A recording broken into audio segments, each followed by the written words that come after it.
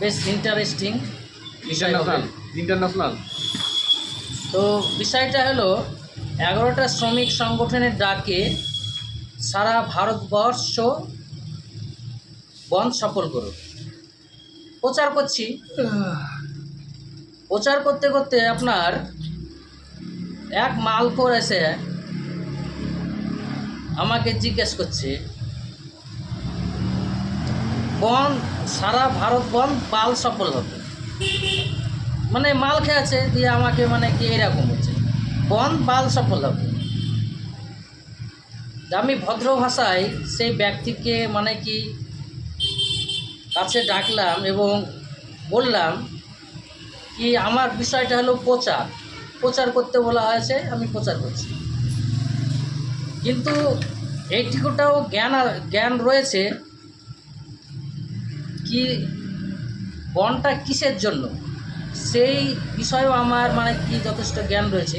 প্রচার যদিও করি, তো ওই মালখোরটাকে আমি জিজ্ঞাসা করলাম, আচ্ছা তুমি বন সম্পর্কে কিছু বুঝো? না না না না, বন্ধ হবে না এটাই জানি, মানে এইটুকুটাই জানে। তাহলে বিষয়টা হলো এই যে বনটা কেন হয়, বন্ধ আমি যেটুকুটা বুঝি সাদাসিধা ভাষায়, শ্রমিকরা তাদের ন্যায্য মূল্য পায় নাই, যখন পায় না তখন মালিক শ্রেণীর কাছে আপনার আলাপ আলোচনার মাধ্যমে যখন তাদের সমস্যার সমাধান হয় না, তখন শেষ রাস্তা আপনার কি প্রতিবাদের একটা রাস্তা বন্ধ। তো এ বিষয়ে আপনার অসীম দাস একটা কথা বলবে, আমি আর কিছুই বলছি না। মানে প্রচারের সুবিধার্থে এগুলো বাস্তব অভিজ্ঞতার কথা আমি তুলে ধরছি ফেসবুক লাইভের মাধ্যমে। বনটা কী জিনিস, বনটা কী জিনিস বলেন? কলে কারখানায়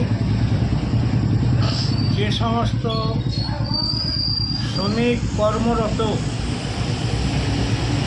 তারা খুব ভালো করে জানে মালিকের কী নির্মম অত্যাচার। আইনকে দু পায়ে মারায় মালিকরা। শ্রমিকের ন্যায্য হক যখন না দেয় তখন শ্রমিকরা এই ধর্মঘটের রাস্তায় যেতে বাধ্য হয়। মানে প্রতিবাদের ভাষা একটা। এইবার যদি না বোঝেন, কেউ যদি না বোঝার চেষ্টা করেন, তাহলে আপনি আমার কাছে চলে আসেন, আপনি আপনার কাছে চলে আসেন, আপনাকে পেট ভাতটা খাটাবো, পেট ভাতটা খাটাবো, শুধু দুবেলা খেতে দেবো, আর কিছু দেবো না। তারপর আপনাকে কি করে পিড়াতে হয় আমি জানি, পিড়িয়ে দিব। তখন কি তার ছেড়ে ফেলাবেন? ওই ছেড়ে পালানোটাও একটা প্রতিবাদ। ওই ছেড়ে পালাতে পারবেন না, ছেড়ে পালানোটাও একটা প্রতিবাদ। আমি 8টা কোম্পানিতে জব করেছি, 8টা কোম্পানিতে। বেতন 1 বছর ইনক্রিমেন্ট হয়, বছর বছর ইনক্রিমেন্ট হয় 10%, 5%, 20%। তো ইনক্রিমেন্ট হইল না, 1 বছর হয়ে গেল ইনক্রিমেন্ট হলো না। তা আমি সুযোগ খুঁজি, এই যে চান্স পেলে আমি চলে যাব। যে হ্যাঁ, আমাকে বললো তোমাকে 2000 টাকা বেশি দিবে, এখানে যা দিচ্ছে তার সাথে বেশি দিবে 2000। চলে গেলাম। ইনক্রিমেন্ট হলে কত পেতাম? 1000 পেতাম। এবার ওখানেও গিয়ে দেখছি ইনক্রিমেন্ট আর হয় না, ইনক্রিমেন্ট হয় না। তারপর আবার চান্স নিলাম আর এক কোম্পানিতে, তো ওখানে বলছে 2000 টাকা বেশি দিবে। 2000 টাকা বেশি দিবে, ঠিক আছে, ওখানে চলে গেল। যে 4000 টাকা হয়ে গেল আমার 2 বছরে, 4000 হয়ে গেল। আর ইনক্রিমেন্ট হলে আমি কত পেতাম? 2000 পেতাম।